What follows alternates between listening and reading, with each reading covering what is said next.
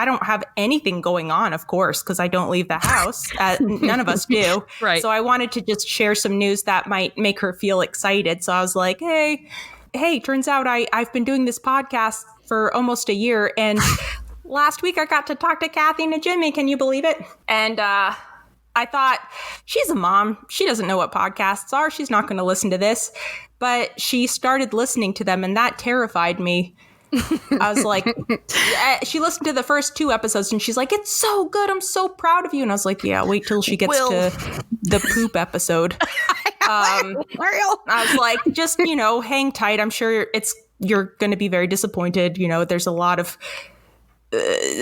conversations around poop and sex, mammal ejaculate.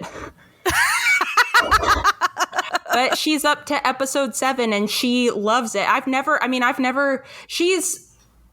feel very loved by her and she's proud of everything I do, but I feel like this is the most proud she's ever been, more than me going to grad school, more than me getting married, which she's very proud of.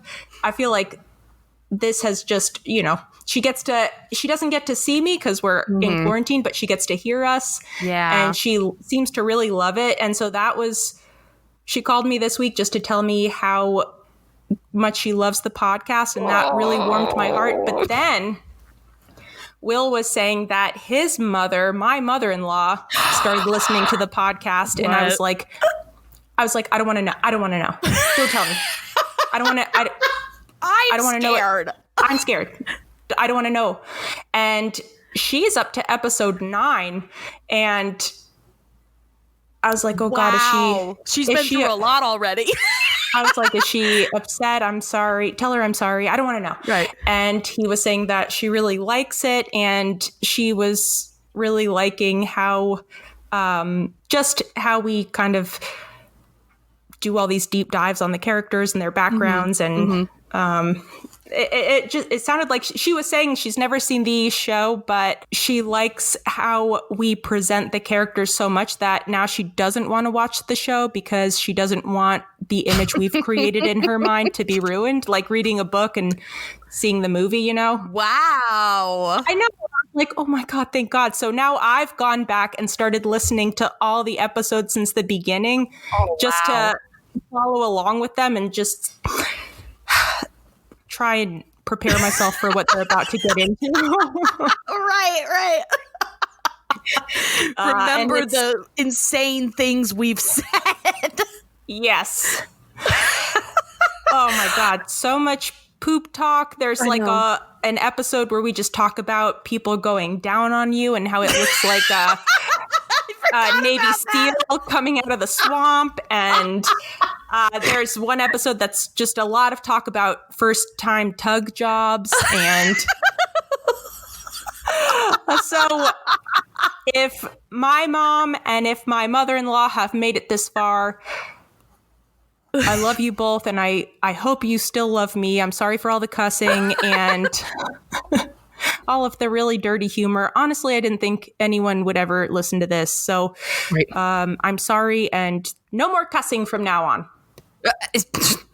Get that right the fuck out of your head because that's not happening. I know. It's impossible. But oh my God. Yeah, but that really warmed my heart. Yeah, that's so amazing. So I knew that your mom had listened because she sent me an amazing email. So I opened it up. It was so kind. And I thought, oh my God, this is so nice. She's actually listening to it because my mom and my dad, they've known about the podcast since the very beginning, but they don't give a fuck. They're like, oh, that's nice, sweetie. That's what I thought. I thought I'd be like a podcast and it would just be an automatic, like, I don't know what that is, but good for you. You're doing something. Right. And, they're just like, okay, cool. Yeah, well, every time I tell my dad, he's like, I want to make a podcast. I'm like, oh my God, you don't even know how to use your fucking phone. There's no way I'm going to try and teach you how to make a podcast. We will murder each other. It's not happening. So it's nice that there's actually, your Will's mom and your mom are actually listening and enjoying it. And that's so sweet. Like, it's like a form of support, Yeah. I mean, I'm still guarded in my excitement. I'm still waiting for her to get to who knows what we've said. I'm waiting for her to get to an episode and her just be like, Jackie, that's not funny. But we'll see. Well, I beg to differ, but okay, that's fine. You don't have to think it's funny. She did say, she was just like, Amy's laugh is so amazing. I mean, it is gold. She must just be so high. And I was like, she's not. That's what it sounds like all the time. She's like, it's amazing. How'd she laugh that much? I don't fucking know. I don't know. I don't know why. I don't know where it came from. I don't know how it happened. I feel like it's gotten progressively more insane. I don't know. I mean, I don't know. I really don't. I love your laugh so much. My favorite version of your laugh is where it sounds like you're choking. It gets real guttural. It's a gift from God. Jesus Christ. Oh God. That's good because I mean, I would, if I had to listen to my laugh, I'd be like, if you don't shut the fuck up. Like I don't listen to my laugh, but when it's your own voice and your own, all that, you don't really hear it. But when other people hear it, it's just, I've noticed recently I don't know where I was around people. That was rare. But I was laughing and I could just see people like straighten up a little bit and kind of like do a turn. Like, what is this woman laughing at? What could possibly be that funny? Did somebody fall down? I don't know. It's probably something stupid. My friend probably said something. My friend probably made fun of me. And it was like, good one. You got it good. Anyway, I love that your mom loves it and that Will's mom loves it. And thank you for listening. If you're still here, right? If you're still listening, if you've made it to this point, because we're almost at, I don't know, we're almost at 50 episodes, I think. If we haven't already passed it. I thought we were past it. Hold on. Yeah, we might be. Oh no, we're close though. Ooh. This very episode is episode 49. Really? Mm-hmm. Oh my God. I can't wait until 50. We're probably not going to do anything different, but it's going to be number 50. So that's exciting. 50 episodes. Woo! All right, Jack, listen. Let's do shoutouts.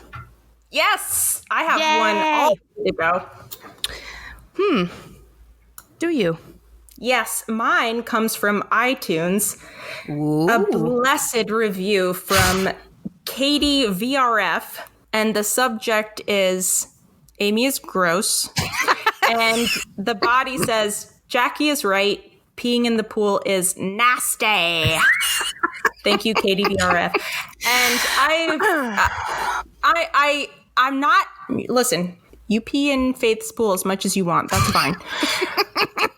I swear to God, most people I've ever talked to, I just pee in the pool like it's normal. I've always been the outlier, but it's just been kind of really nice to get messages from so many people saying, I don't pee in the pool. That's crazy. So I appreciate that because most of the people I talk to do pee in the pool. So it's nice to know that I'm not alone. I felt like I was going crazy, but... I know, I'm such a gaslighter. I'm like, what are you talking about? Of course I pee in the pool. What's wrong with you? Everyone has said that. Everyone I've talked to for years has said that. Yeah, pee in the pool. Apparently not, because I just keep getting slammed by people who are super mad that I peed in a pool. Peed. P-E-E-D. I don't do it anymore, all right? Past tense. I went in the pool last weekend and I didn't pee in it. I went out. I got out of the pool like some peasant. And you did? Yes, and I peed in her yard. Just like I said I would. I have to say, it is the worst feeling to get out of a pool, you're cold, and then you go to a bathroom and you have to peel off your bathing suit if you're wearing a one piece, like I always wear a one piece. Of course. So then you're just sitting naked and cold in somebody's bathroom. It is a terrible feeling. Slick wet. You're just, you're head to toe, you're dripping everywhere. You're like, I'm going to fall on my fucking face and break an ankle as I'm walking on this tile. No, I did it in the yard. It actually, she has an outside shower. So I just pissed right in that and I let the water run over me. And I was just like, smart. There you go. I'm going to kill all your grass. Well, there you go. That's a happy medium. You get to be outside and pee in water, but it's not in a pool. It's in a shower outside. But the worst part is getting out of the pool. For me, It's not because I'm cold. It's because all of a sudden gravity hits you, and then it's like I'm getting hit by a dump truck worth of weight. I'm always just like, trying to get out of the pool, climbing up the steps. It's like 50 pounds, and then another 50 pounds, and then finally you're at your full weight, and you're like, Jesus Christ, how do I carry around this tank all day? Getting out of a pool is like remembering a really embarrassing memory from middle school. It's weight on you instantly. It would be like what I imagine what it would be like to walk out on the surface of Mars. Like, isn't there less gravity there? Is there more gravity there? God damn it. Please tell me I'm not wrong. Maybe I'm wrong.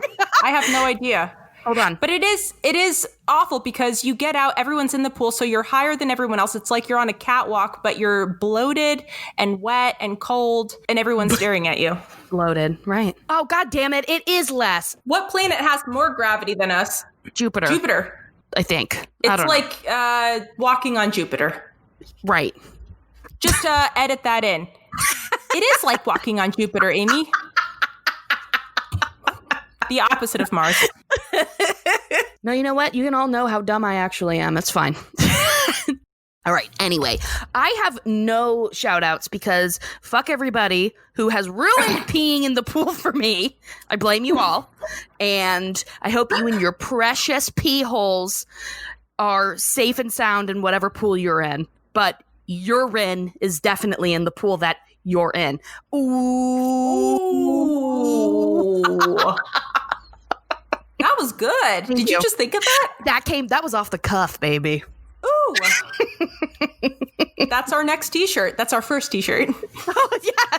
Perfect. I love it. For the summer. For this, just for like a summer tee. Mm-hmm. It's all about pissing in the pool. It's going to be a mesh tank top. Oh, yes. I love that. Crop top. A mesh tank top crop top. And it's a deep V. It's just a vest. A crop mesh vest. And on one side it says urine is, and on the other side it says in the pool that you're in. Perfect. That sounds really good. I think that'll look really good. One side is urine is, the other side is in the pool that, and on the back it says urine. Perfect. I love it. It's going to look really good. Mm-hmm. Just like our pins, speaking of which, because we have to do Patreon shout outs, which we ordered some really amazing Escouchame pins. And who designed that? That was Katie VRF, the butthole who just called me out on iTunes. So thank Katie, you. Go you. They are amazing. She did a great job. So they came out like teensy tiny. They look like an inchworm and they're so fucking cute. And I thought, let's give these to our $5 tier patrons. And we also have made our $10 tier, since we're not doing the live podcast anymore. Our $10 tier is you get our Escouchame teeny pin and our logo pin. Logo pin. Logo. Or pin. But it's limited quantities. Right now, I think we have like 13 or 12 left in each tier. So I'm like, maybe they'll be sold out. I'm doubtful, but they might be by the time this episode comes out. Wishful thinking. I'm going to put it out to the universe. But they're super duper cute. So with that said, we did get some patron people who joined us. And yes, let's say hello to them. Are you ready? It's 4 new ones, right? Mm-hmm. Yes. Do you want to start or do you want me to start? I'll start. Okay. All right, we got Chloe D. we've got Allison F. And you have a cat. Allison does have a cat. Mm-hmm. They know what we like. Yes. We got John S. Naughty boy. You don't use an H in your name. Just Jon. That's super hip. You don't give a shit. I don't give a shit, and I don't give an H. You don't give a W. What? And then we have Kara C. or Kara C. Complicated name for a complicated person. So mysterious. Who knows? Mysterious. What is your name and how do you say it? Nobody knows. It's a mystery. Thank you so much for joining us. We are very excited. I'm going to be sending out pins, whenever. You'll get them. You'll get them eventually. You will. Wait a second. What? Remember when we did shoutouts a few weeks ago and one was for Steve I? Yet. And then the other one was for somebody who had that seductive picture of Hank as their profile picture. Right, and they changed their name. They changed their name. It's Cuck Mangione. I know, it's really good. I just noticed that. What a brilliant name. Cuck Mangione. Extra shout out for you. Oh. Ooh. All right. Well, I love that Cuck Mangione name. And looking down the list again, Claire C., Amy pointed out that you live in my city. Mm-hmm. And I said that one day, when we're allowed to go outside again, you'll see Jackie out and about, and you should be like, oh my God, it's Jackie from Ho Yeah Podcast. I can't believe it. Claire won't know what I look like. I know, you never post. I'm gonna wear a mask every day. I'm always in disguise. Your essence will come through. Your aura will come through. They'll be able to feel it. Claire, if you ever see me out by chance, please say hi. I would be so excited. Oh my God, I know. That'd be amazing. Yeah. Y'all ready for this? Stand up. Ready? Here we go. Season 3, episode 7. 9 pretty darn angry men. Air date 11/17/98. That's November 17th, 1998. We open on Hank, Dale, Boomhauer, and Bill hanging out, posted up, drinking some beers. Hank's on his lawnmower, and they're all discussing that they're going to be attending an upcoming focus groups at 6 malls over Texas. Run. Was that one of your trivia questions? That one was so weak. Whatever, don't worry about it. A focus group at 6 malls over Texas, run by the manufacturer of Hank's favorite lawnmower. It's run by Mason. It's the Mason 1500. Hank, of course, is taking this very seriously. It's not going to be any fun for him. He is determined to make his voice heard about this mower. Hank believes that his mower is, an all-American engineering piece of hot ass. He's like, this is it. This is sturdy. It's got a sturdy build. It's great. There's no better lawnmower than my Mason 1500. He even says that the lawnmowers of today are becoming like they're basically becoming emasculated. They're one step away from becoming a powder room, is what he says. Just bananas. Shortly thereafter, Hank turns his attention to Thanksgiving dinner. He says that he's thankful that his mother, Tilly, is able to join this year because of the family rotation. Cotton was last year, and now it's Tilly. And he says, I'm so thankful for her being here. She eats the dark meat. She doesn't complain. And as he's in the middle of this, Cotton rolls up in his caddy. Cotton and Dee Dee come by, and Hank says, he reminds Cotton that according to the holiday rotation schedule, it's Tilly's turn to spend Thanksgiving with the family. Cotton promises, he's like, I don't want to make a fuss or, I don't want there to be any issues. So he says that Tilly can, eat outside or something. He's so mean to Tilly. Just He right is, off the bat. I mean, on another level. He's so angry at her. So inappropriate, so mean, and it's in front of so many people. Like, Yeah. just complete disrespect. I bet somewhere deep down inside, she reminds him of his mother, and I bet he hates his mother or something. Because she says nothing to him. She doesn't do anything to provoke him, and he goes out of his way to just insult her, embarrass her in front of everyone. He's so angry at her. Yeah, 9 pretty darn angry men. I think we're just talking about one here. He's the angriest one of all. One pretty darn bitter man. All right.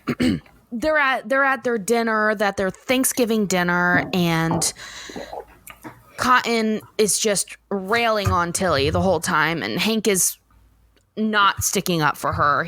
But you know, when you're around your parents, you turn back into a little child sometimes, and that's basically what's happening with Hank. He probably in an effort to stop things from getting worse, he just kind of ignores it, right? Thinking that he'll stop, but that never happens with Cotton. He just keeps on going. Also, even though you're an adult, you've had 40 plus years of being in a certain type of dynamic with these people, and that's not going to just stop because you're an adult, you know? Right, of course. And, you know, we see later Hank stands up to Cotton, and Cotton is just like, I'll tell you when you've had enough. And I'm sure that he heard that his whole life. And that's, you know, something that he's very used to, being shut down constantly. All right. Anywho, Peggy's also, you know, she's already told Hank that, listen, we got to be up at 4 a.m. We got a 2-hour drive to the mall. Oh my God, y'all remember malls? Gross. So they have to drive 2 hours to go to a mall for Black Friday because it's the day after Thanksgiving, which is just honestly one of the... I have never, ever done Black Friday unless I've worked it. I've worked it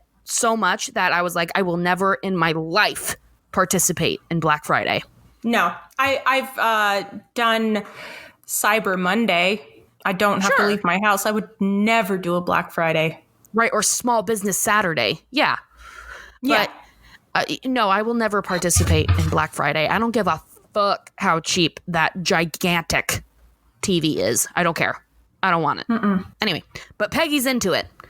She's like, we're going to get some hot deals. We're going to get so much stuff.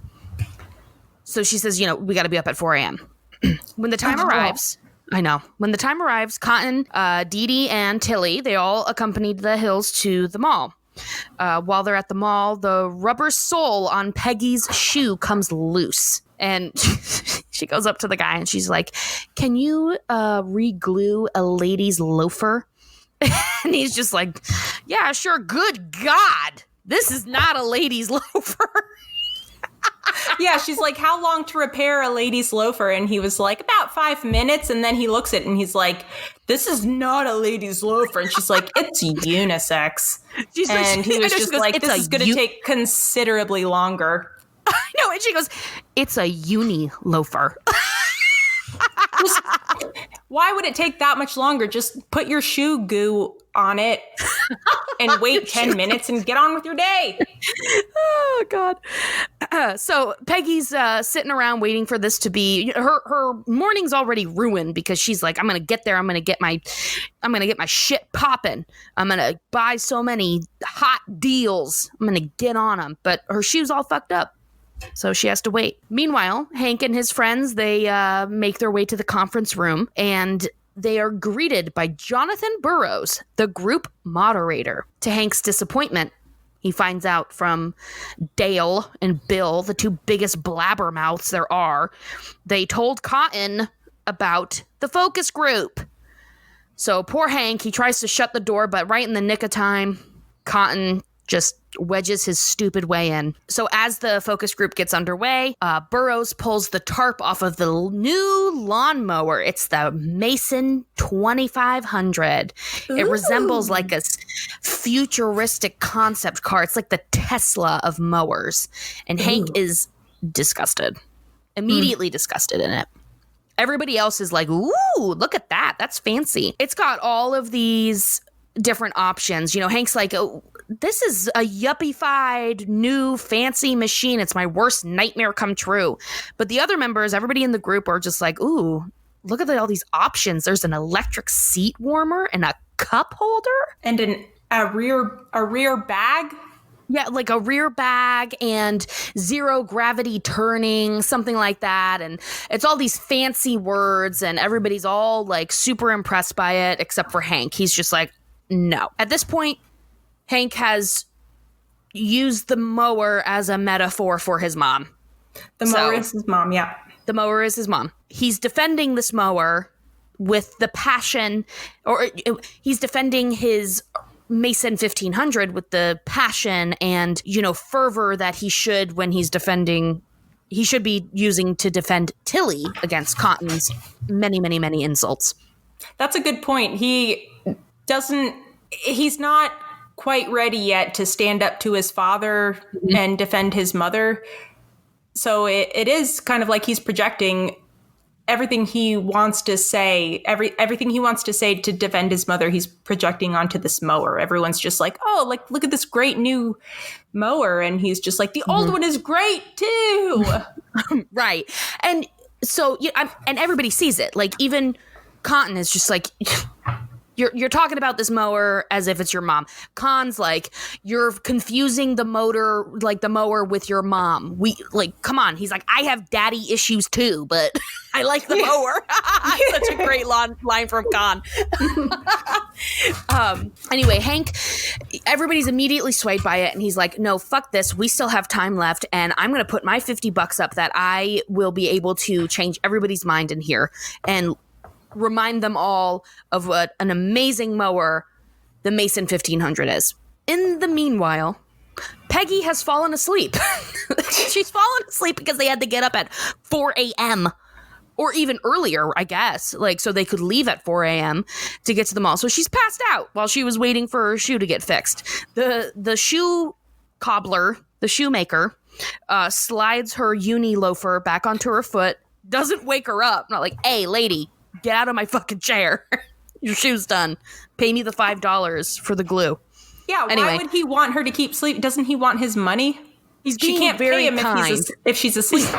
Yeah, he's being very kind. He's like, you know what?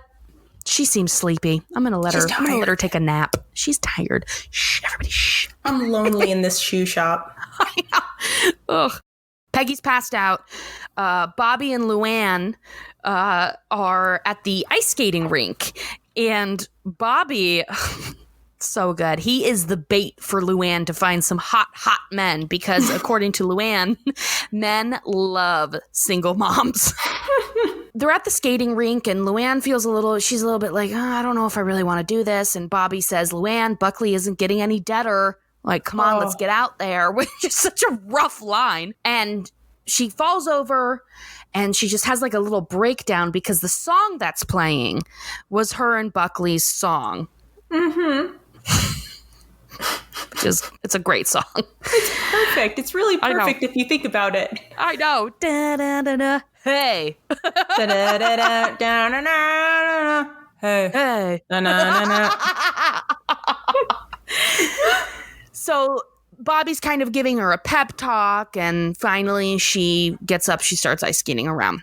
We go back to the focus group, and Hank is in the midst of defending his mower/mom. And he starts with Lane Prattley. He's a car dealer. He's a swindler, right? And he's already said, like, I know what it's like to add all these extra features that really don't mean shit, but it just bumps up my commission on a car. So he says, you're going to be paying the markup on all these fancy additions, right?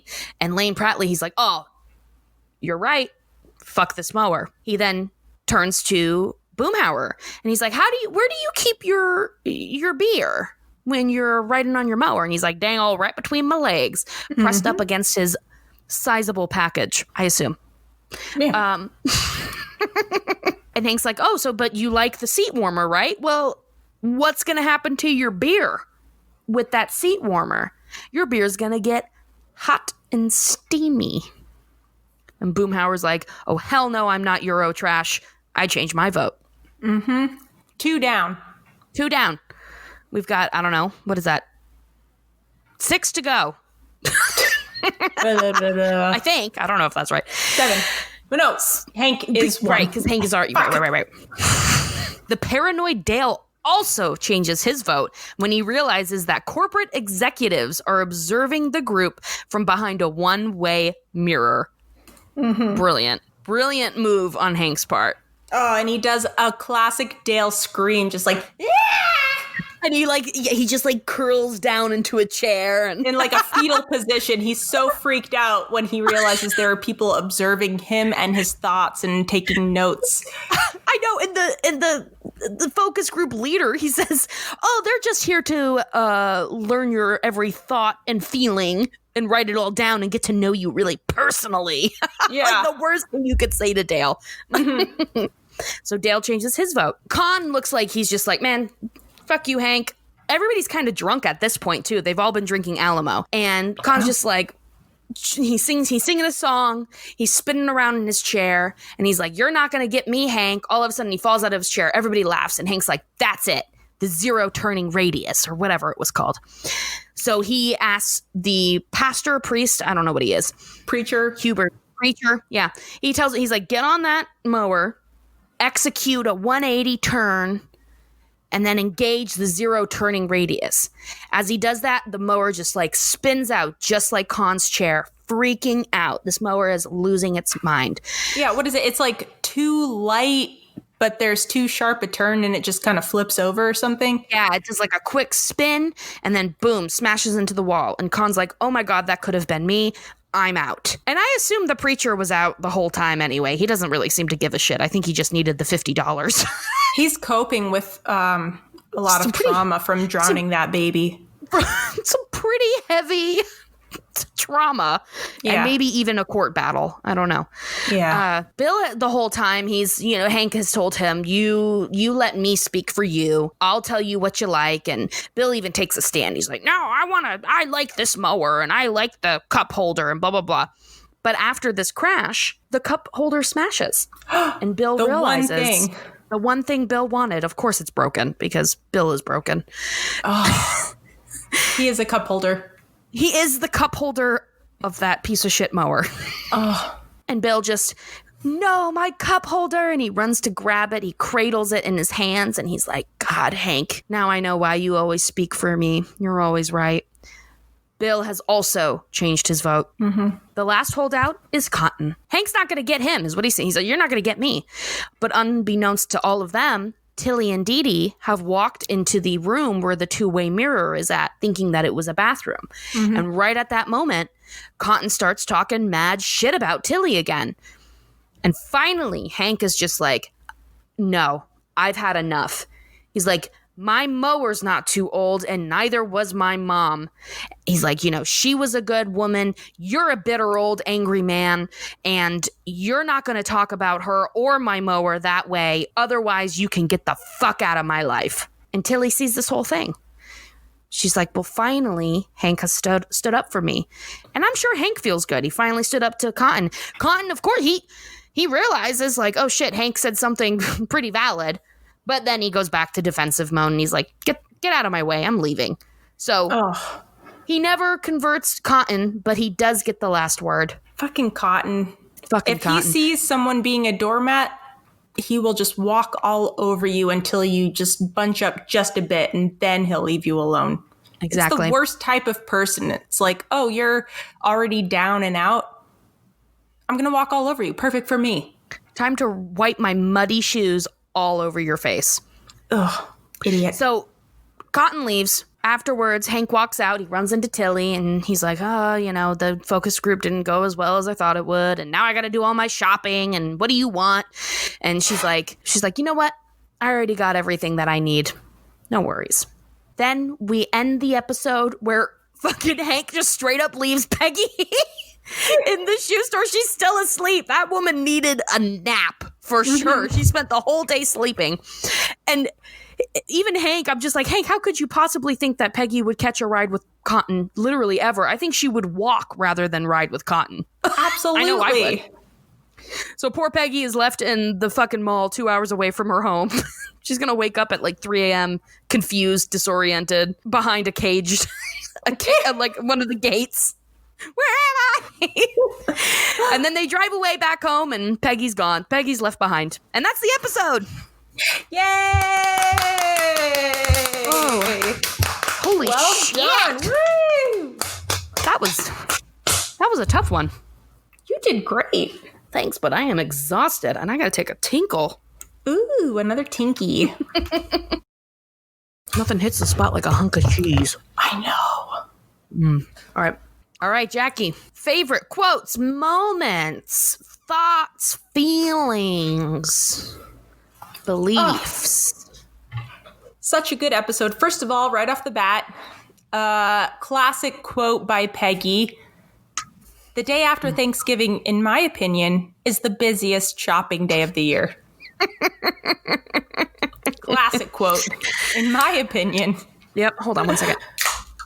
Yeah, very, very much classic Peg, presenting a very well-known fact as her own very astute observation. Mm-hmm. Yes.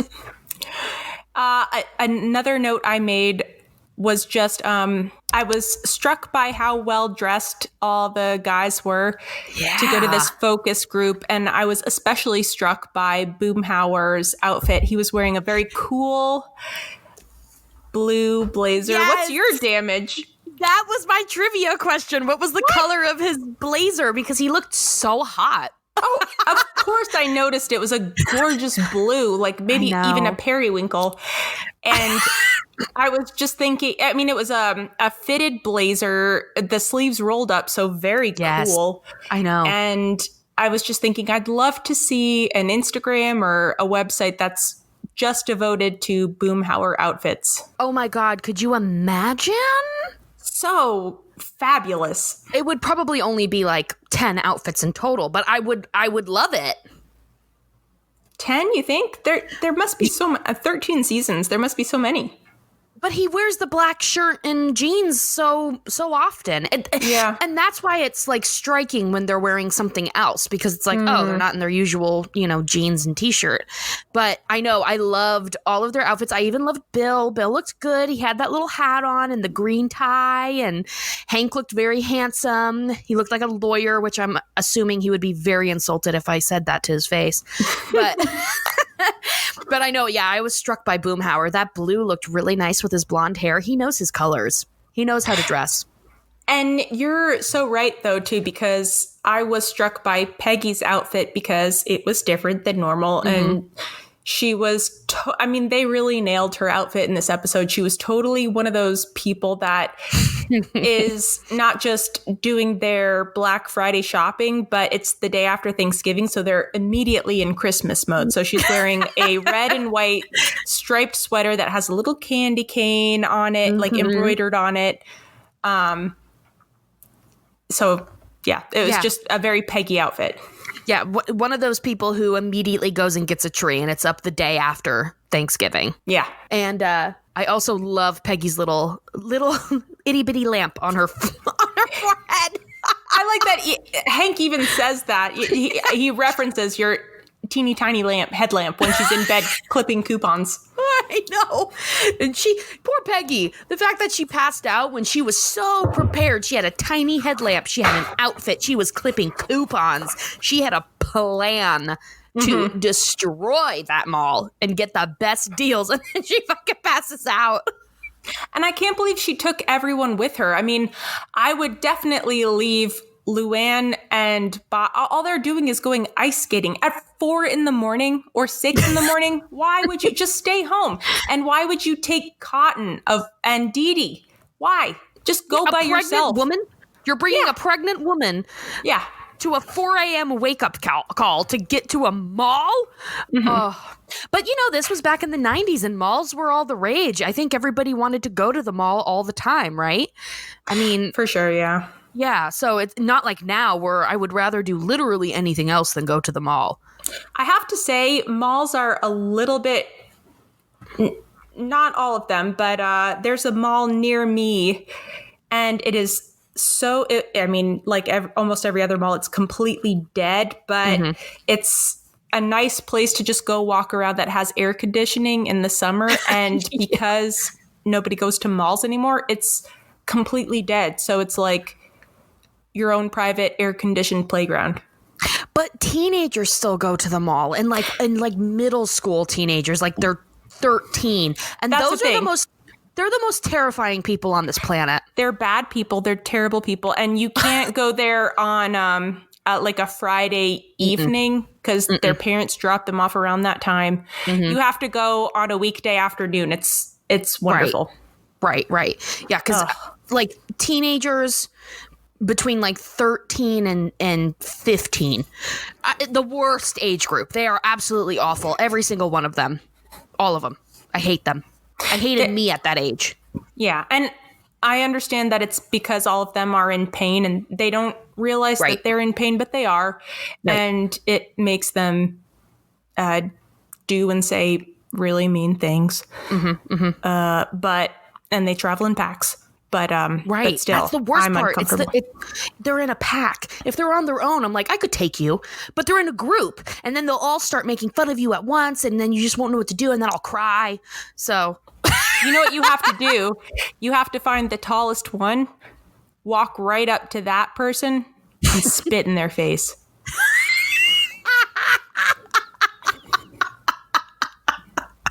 And then you earn the respect of the rest of them. That's true. That is true. It's the only way to deal with middle schoolers. Trust me. I work with children. Have you ever spit in someone's face? No. I have. You have? Yeah. What it was happened? really bad. And I was in middle school. Tell me everything. I got into a fight with some girl, and I was yelling at her. And I must have because I'm very passionate when I yell. And I guess some spittle came out, and like hit her in the face. She's like, don't spit on me. So I fucking hawked a lug in her face. What did she do? She was absolutely completely shocked. Like didn't know what to do. Did you cry? I just like turned around and left because I was like, I'm definitely going to get expelled for this. Which I didn't. I didn't get in any trouble. I couldn't believe it. But yeah, it was I can't believe it. That was the first and last time I've ever done that. I've never had the urge to do it. I've never been like, I want to spit in your face. I've never had that urge. But when she said that to me, like, don't spit on me, and I was just like it was disgusting. It was such a shitty thing to do. I'm taking all of this out because I don't want people to know that I was that awful. Listen, I can tell you an awful story to balance it out if you want. Great. Yeah, please do. I don't think I've told this story before, but I'm not a very confrontational person, and if confrontation does arise, I usually immediately cry or get shaky voice, so I just can't. I really can't handle it. I've only punched one person in the face in my entire life. Wow.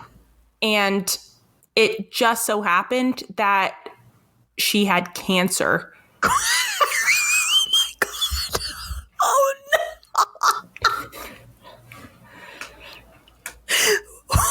What? You didn't know this at the time, right? No, of course I didn't.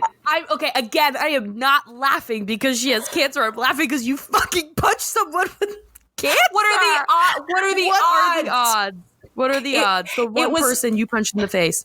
It was middle school, and it was this girl at my bus stop, and there were a lot of kids at our bus stop, and there was this other girl who was a little bit nerdy, really shy, just hair, kind of like greasy hair in her face kind of girl. And she really liked anime and Sailor Moon, but she was nerdy, but she was nice. And this other girl was so mean to her all the time. And I ended up making friends with the nerdy girl, just like, don't worry about her.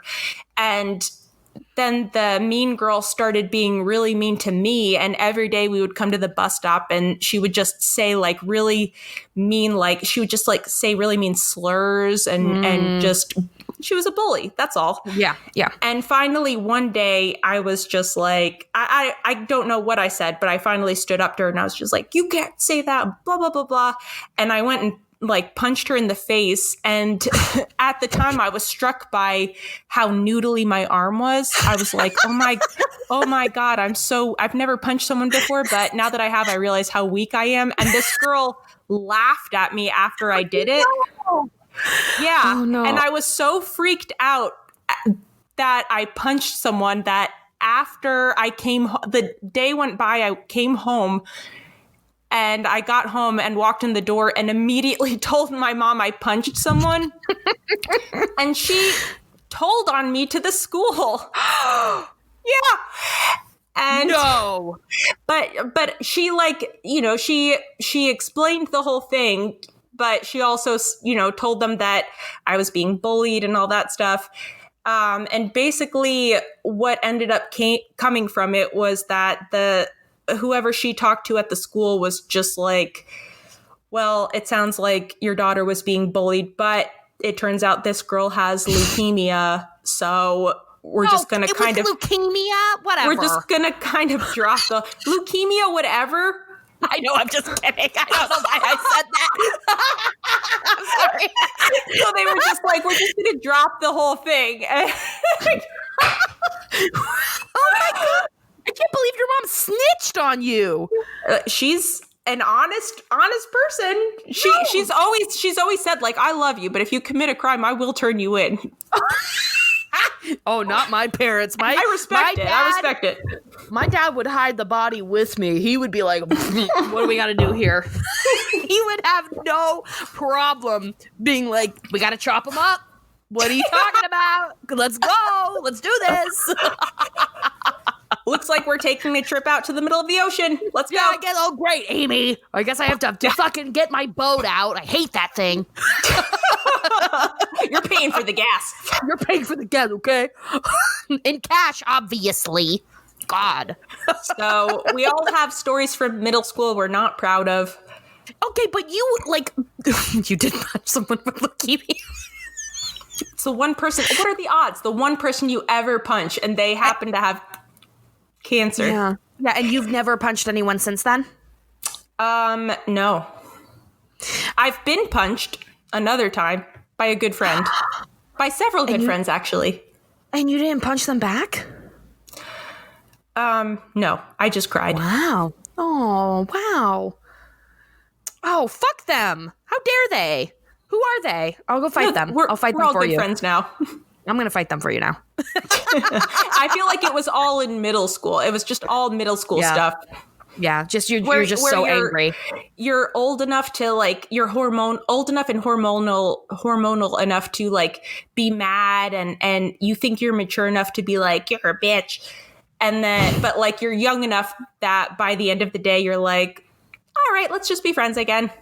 Yeah, exactly. Like there's almost no consequences. Like you got punched, but like let's get over it because you're like my best friend. Yeah. I'll see you at home later, okay? Yeah. Right, okay. Do you want to come over this weekend? Yeah. Exactly. What an awful, awful time. Okay. Wow. Mm-hmm. Way off topic. Here we go. All right. So what else you got for me, Jack? I love the part during the focus group when what's the guy that's leading the group? What's his name again? Ooh, hold on. Let me scroll. It is. I mean, it doesn't matter. No, it's Jonathan Burroughs. Okay, Jonathan. It's basically maybe the end of the focus group, and Jonathan is like, all right, all those in favor of the new mower, and everyone raises their hand except for Hank and except for Bill. And Hank kind of looks at Bill and he's just like, all right, my friend is on my side, thank God. And Bill smiles at him and then his smile drops and he's just like, wait, are we voting for Hank's mom or for the mower? And Jonathan's like, the mower. And then Bill's like, oh, and then he raises his hand immediately. But then I'm just like, so are you anti Hank's mom then? No, I think he was like saying that he was in favor of Hank's mom And that's why he didn't like, because like the newer he was, so the focus group guy was like, all right, who's in favor of the newer model? And they all raised their hands. So I think like he was thinking, no, I like Hank's mom, you know. Oh, okay. Not the Dee Dee version, not the newer version. That's why they're all like smiling at each other. He's like, I got your back, Hank. And he's like, oh wait, no, never mind, I don't. That makes me feel better.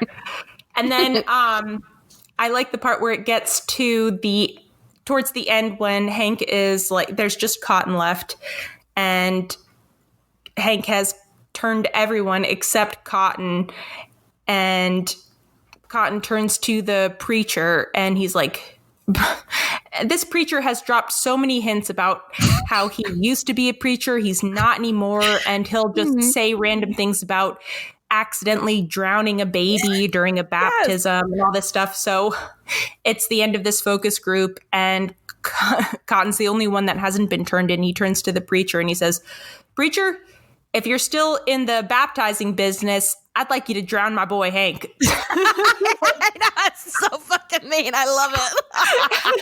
If you're in the baptizing business, then go ahead and drown my child. I got another one I want you to drown.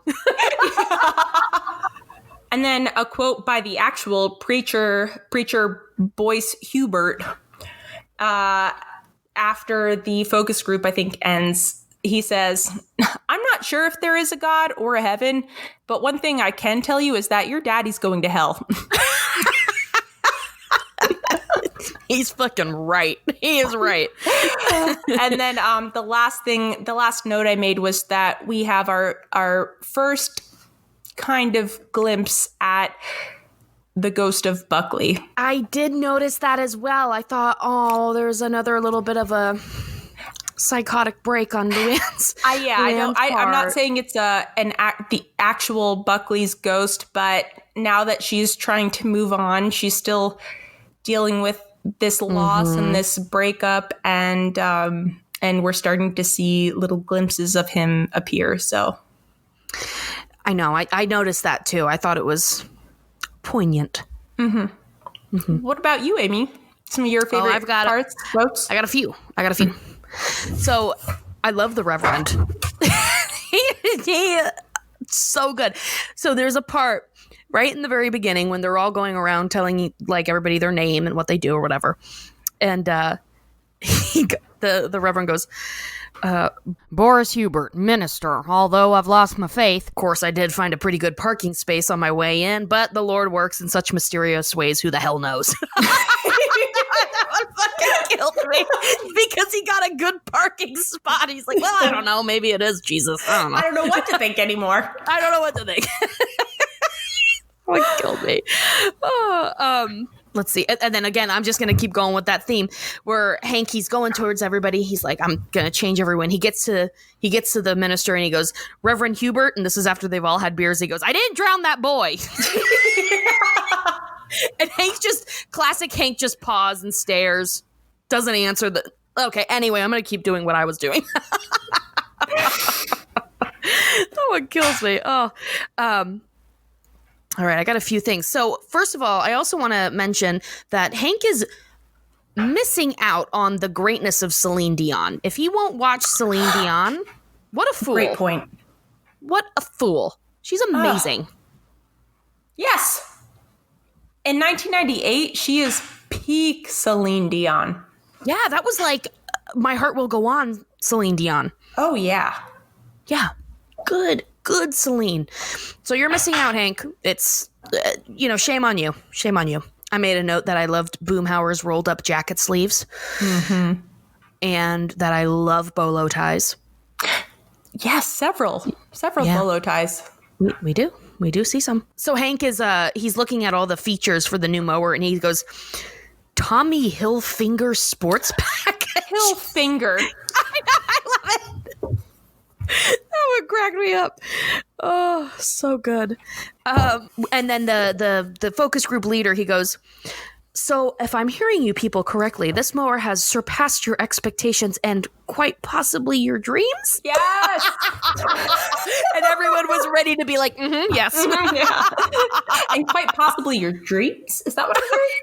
I know. Am I hearing that you would sacrifice yourself for this more. Is that what I'm hearing? I think I'm hearing that. Okay. I love that Khan just straight up psychoanalyzes Hank. He's like, you're confusing the motor with your mom, and like, it's fine. He's like, I got dad issues too, but I like the mower. Come on. And Hank does impress me this episode. This whole time, he is just like nailing it, and he knows exactly what he's doing. He's amazing at debating this. And like I said, he would be a great lawyer, but I know that he would be pissed if I said that. He zeroes in on everyone's, not their weaknesses, but he just knows exactly how to speak to each person, which... That's a level of like insight that we don't really see with Hank. Like he's insightful. He is. But for him to like hone in on each person, all 8 of them, and be able to like, well, okay, so he doesn't convince Cotton, but Cotton's a fucking asshole, so nobody's going to convince him. But he convinces the 7 others pretty easily. He's like, he nails them. He knows what he's doing. Yeah. That's what makes him such a great salesman. Excellent point. Excellent point. Ding. Point for me. All right. So I just got one more thing that I want to talk about. When Bobby, there's 2 Bobby. So I have 2 more things that I want to talk about. There's 2 Bobby parts that I just love. When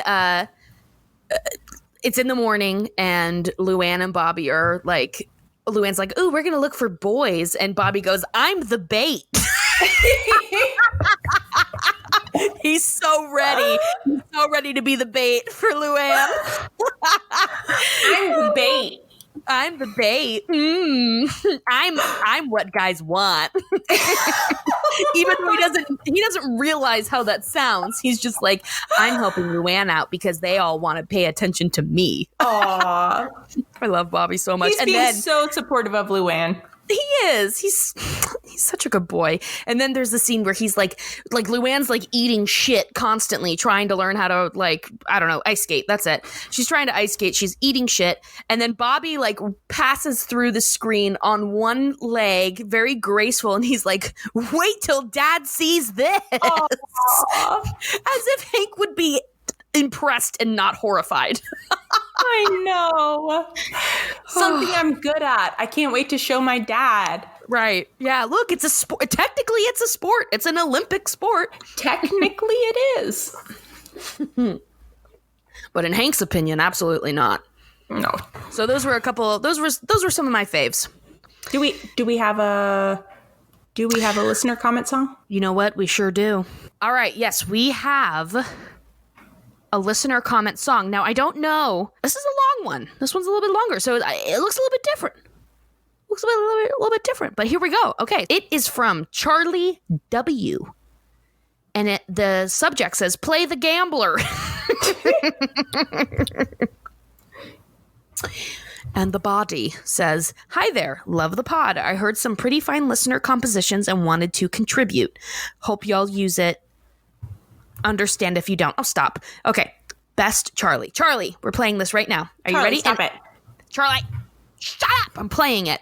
All right. So the title of it is Ho Yeah EDM. Ooh.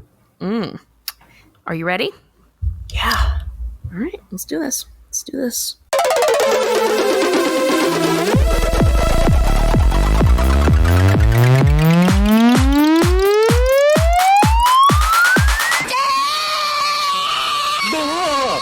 What the? Oh, man, look at him and that little run around him, a little flappy don't we, you know.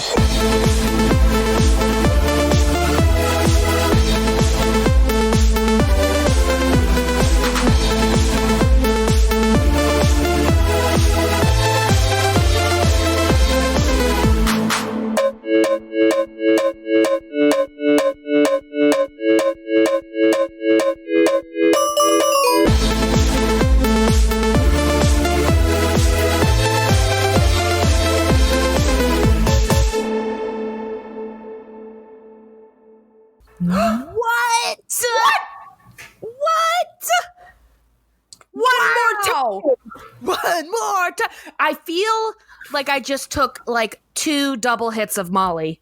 I want to dance to that on repeat. On repeat. How long was that? That was just under a minute, but it felt like 2 seconds. 3 seconds. I feel like it could have lasted an eternity and it wouldn't have been enough. Charlie, more from you, please. Charlie! That was incredible. Thank you. Oh my God. That was so awesome. The yelling scared me a little bit, but otherwise everything was amazing. I was very into it. Thank you. That was awesome. All right. Damn, that was good. That You made amazing. that?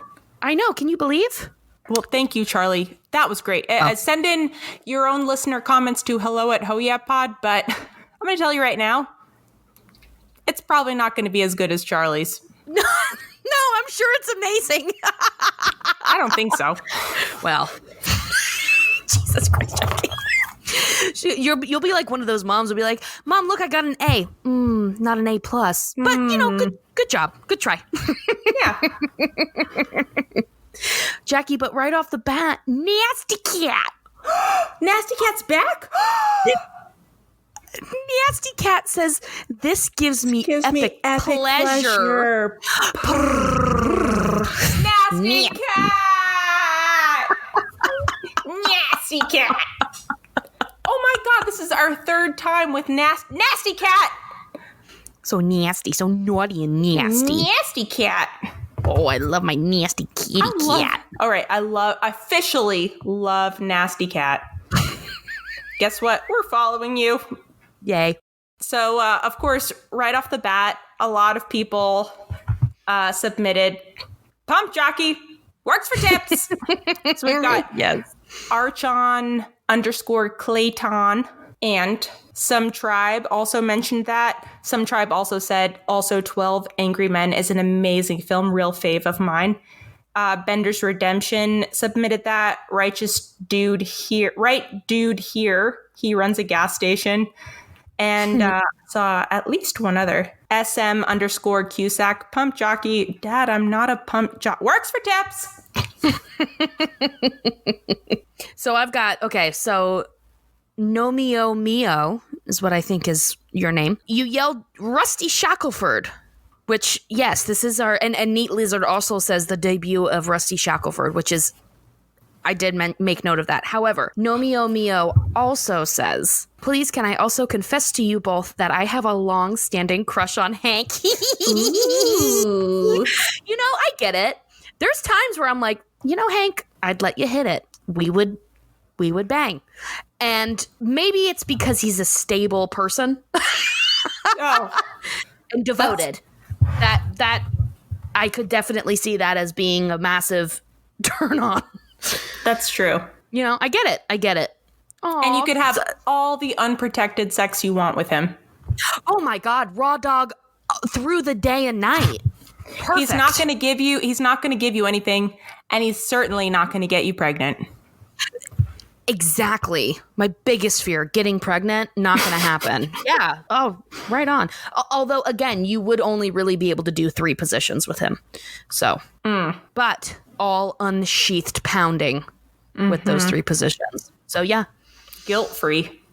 Guilt-free. I get it. I get your crush on Hank. He doesn't get very much love in that way. So, right on.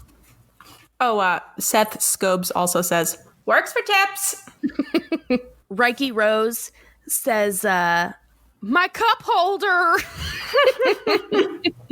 Thunder Muffin says, this episode is so good. Pure Hank. Every character is great. And you're right. It's really top tier Hank. Thunder Muffin also says, I didn't drown that boy.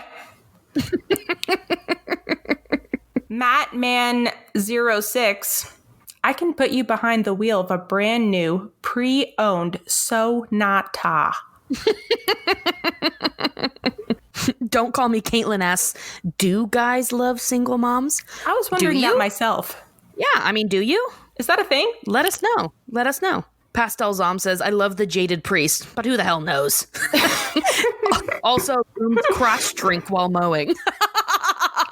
She's the Manon says, falling asleep at a shoe store is relatable AF.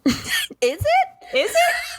Please tell us the story about you falling asleep at a shoe store. Why did you fall asleep at a shoe store? I guess it's quiet. No one goes into those anymore. And they have that nice new shoe smell, maybe? I guess.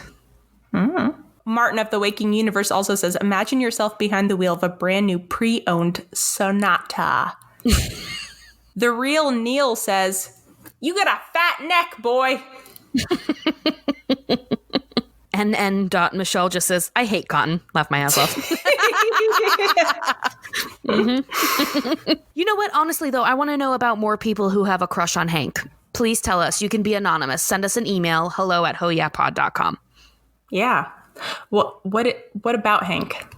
Yeah, what is it about him? Does he represent a father figure in your life? Or is it a domination thing? Could you dominate him? Great question. Is it a safety thing, a stability thing? I think it's a safety. I think it's safety, stability, hard worker, kind in general. He's a kind person. Safety and stability sounds boring, but there's a lot of freedom that comes with that, especially someone like Hank. I mean, you know he's never going to leave you. You know he's never going to cheat on you. And you know he's never going to get you pregnant, so you can just kind of do whatever you want. That sounds amazing. I'm telling you, there's a freedom in that. At 32 years old, I'm like, that sounds fucking incredible. Yeah, I don't have a crush on Boomhauer. That's for damn sure. That guy can get fucked. But No. somebody like Hank, yeah, I'm coming around. Yeah, I'm seeing it. Fish approved. Another great episode with Cotton Hill when he asked the priest to drown Hank. I did find that funny. That is really good. And then one more by Derek.Kelly28. Peggy's dig at how awful the Dallas Mavericks were at the time is pretty funny. I'll take your word for it. Yeah, I have no idea. I bet it's probably good. But I other don't know. people that know about that stuff will probably have a good laugh at that. Yes. I'm glad you said something because we wouldn't have known. No, never. I have one more, and it's from Crimes Universe, and it's from Bill. He says, oh, Hank, I will never be sick of you, not even when we're sharing a cloud in heaven. Oh, yes. God, Bill, you are just so desperate. So lonely. So desperate and pathetic. He believes I'm gonna be with Hank forever, for eternity. Absolutely. I can't believe we heard from Nasty Cat again. That's crazy. Is this a bot or what? Yeah, I think so, but what a blessed bot for that to be. Nasty Cat, if you're real, send us a message. We would love for you to be on our show. Oh my God. Yeah, I want to hear what you have to say. Oh, Nasty Cat. All right. Well. Listener comments done. Jackie, trivia. You ready? Yeah. Oh, are you? You seem so sure. Yeah. How many questions do you have? One, because you ruined the other one. Yeah, well, you ruined one of mine, so I have one. Good. You go first. All right, fine. How many bolo ties are worn in this episode? Ooh, 3. 2. I only saw 2, but I tried to overcompensate. First rule of Price is Right. Don't go over. Oh. That's a good one. All right, Amy. Yes. How tall is Bill? 5'8". No. How tall is he? Oh, Amy. 5'10". You sad poor baby. No. 5'9". No, Amy. Well, what the fuck height could he? How tall is Bill? I'll be happy to tell you. Bill is 5'8" 3/4. Oh my God, you fucking cunt. I'm ending this. I'm deleting our podcast.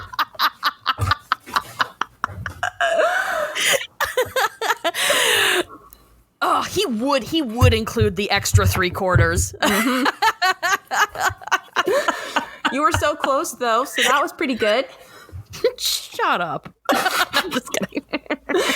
All right, Amy, anything else? No, I have nothing else. I've given you all I can. I'm tapped out. I'm done.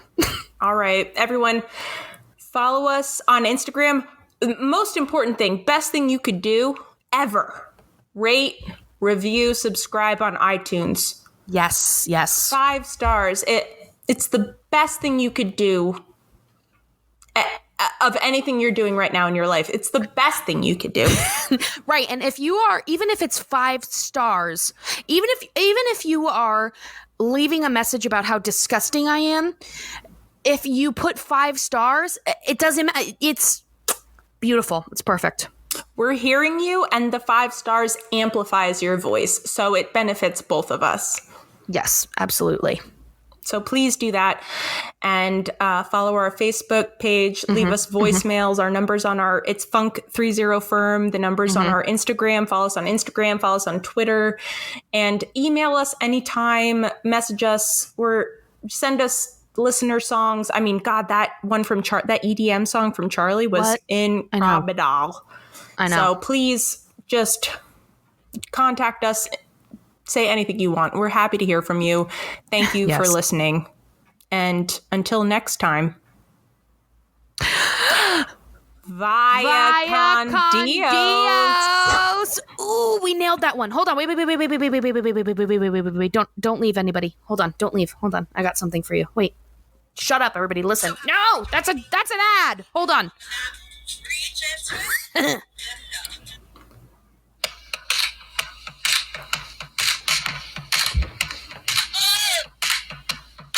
Louder.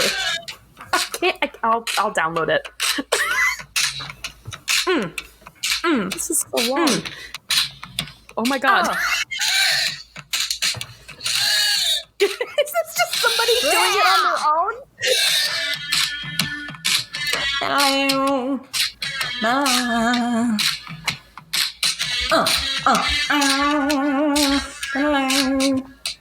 It's our song, Amy.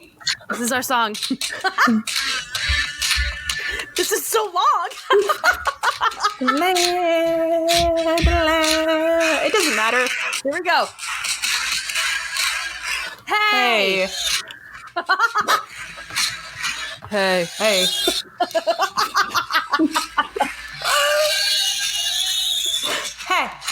Hey.